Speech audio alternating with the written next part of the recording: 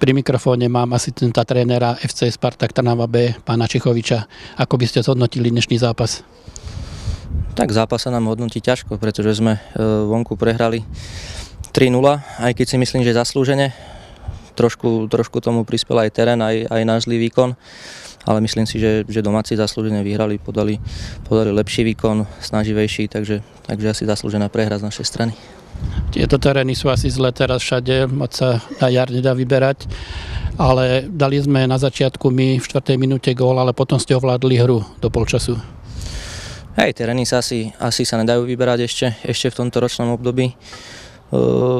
Gól ste dali prakticky oba do polčasu po našich nejakých hrubých individuálnych chybách. Potom sme sa snažili niečo so zápasom urobiť, ale máte skúsené a hlavne skúsenejšie mužstvo od nás a postražili ste si to úplne v pohode.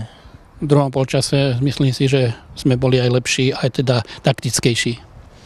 Hej, v druhom polčase nechcem povedať, že sme sa až nejako rozpadli, ale už tam asi ani nebola nejaká vôľa od chalanov spraviť niečo s tým zápasom a myslím si, že v dnešnom dni ani nejaká kvalita.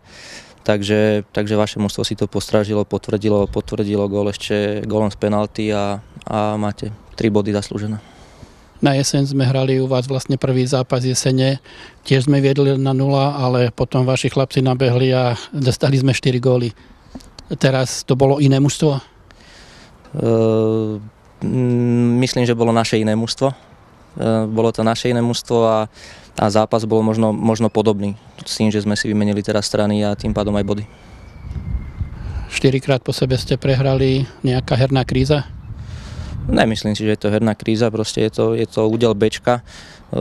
U nás teraz všetko dávame do A mužstva, ktoré hrá o titul. Takže aj je málo hráčov v tréningovom procese B mužstva, ťažko sa to trénerovi skladá, čiže není ideálny tréningový proces, nechodí teraz moc hráčov z A mužstva nám na pomoc, takže myslím si, že aj toto je určite jedna z vecí, ktoré nám nepomáha. Ďakujem pekne za rozhovor, nech sa vám darí.